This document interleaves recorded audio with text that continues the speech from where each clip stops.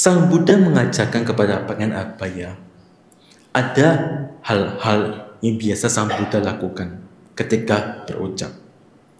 Jika ucapan itu salah, tidak berguna,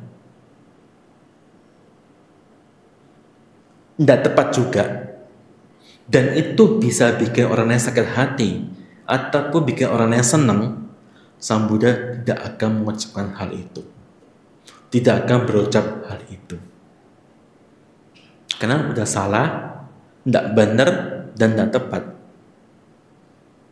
Ucapannya benar,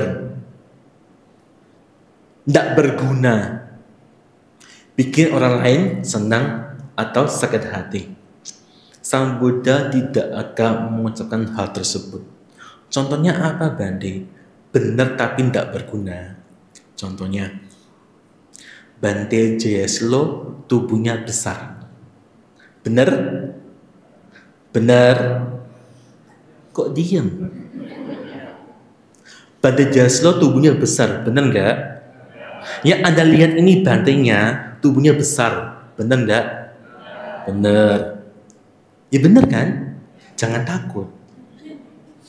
Tapi apa berguna? Apa berguna ngomong seperti itu? Tidak berguna. Omongannya benar, berguna, tepat.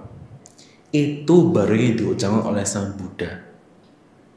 Biarpun itu kata bikin sakit hati ataupun bikin orang lain senang, tetapi Sang Buddha tahu waktunya kapan untuk bicara hal itu. Itulah yang kita pelajari saat ini. Ketika ngomong kepada orang lain, harus tahu waktunya, harus tahu tempatnya, harus tahu itu benar atau enggak, dan harus tahu itu berguna atau tidak. Kalau Anda refleksi, bercermin kepada diri sendiri, seringnya kita ini ngomongnya apa kepada orang lain? Benar atau salah? Seringnya benar atau salah? Anda hari ini ngomong nggak sama orang lain? Hari ini ngomong ya. Ketika ngomong tuh benar atau salah? Benar ya? Jawab benar dong, jangan diem. Benar nggak bisa baca pikiran soalnya. Anda ngomongannya benar.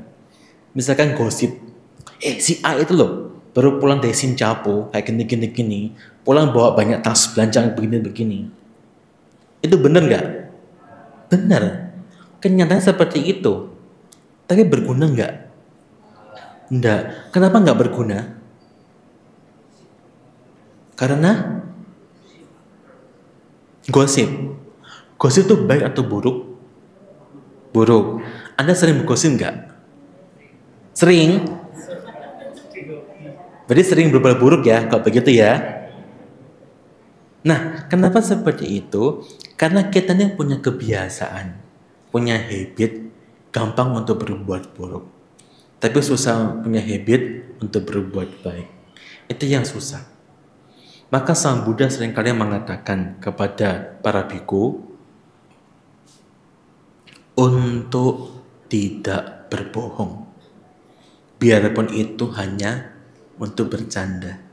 Kenapa? Dari hal yang kecil bisa timbul hal yang besar. Jika Anda terbiasa berbohong saat kecil atau urusan yang sepele, sudah biasa untuk berbohong, Anda akan mudah untuk berbohong untuk urusan yang lebih besar. Dan berbohong itulah akan banyak timbul masalah. Contohnya apa, Bante? Orang mabuk. Orang mabuk itu jujur atau enggak jujur? Jujur atau enggak jujur? Jujur. Orang mabuk jujur ya? Oke. Seringkali orang mabuk ketika sedang mabuk ditanya, kamu mabuk enggak? Kamu mabuk enggak? Enggak. Tapi dia mabuk. Dia bohong atau enggak? Dia jujur atau enggak? Enggak jujur kan? Berarti apa yang Anda katakan itu enggak valid. Tetapi orang mabuk itu ketika ditanya suasana hatinya, itu baru jujur. Apa yang dia empet, empet tuh bahasa Jawa ya. Apa bahasa Indonesia? Empet tuh simpan, bukan ditahan. Tahan tuh kan nahani, empet tuh simpan. Apa yang dia simpan itu bisa keluar. Tapi ini jangan Anda pakai. Kenapa? Bahaya. Kalau Anda mau tahu perasaan pasangan Anda sebenarnya bagaimana, kasih dia mabuk. Nanti dia kuat semua itu. Itu bahaya, malah bikin berantem nantinya. Jangan dipakai. Orang yang bohong itu pasti berbohong, gak mungkin tidak. Orang yang berbohong itu, orang yang selingkuh juga pasti berbohong. Mana ada orang selingkuh jujur? Tidak ada. Pasti berbohong juga. Nyuri juga sama, pasti berbohong. Gak mungkin iya. Membunuh apalagi. Kamu pembunuhnya? Bukan. Kamu koruptornya? Bukan. Pasti dia berbohong. Kenapa dia bisa berbohong seperti itu? Kan dari kecil terbiasa berbohong.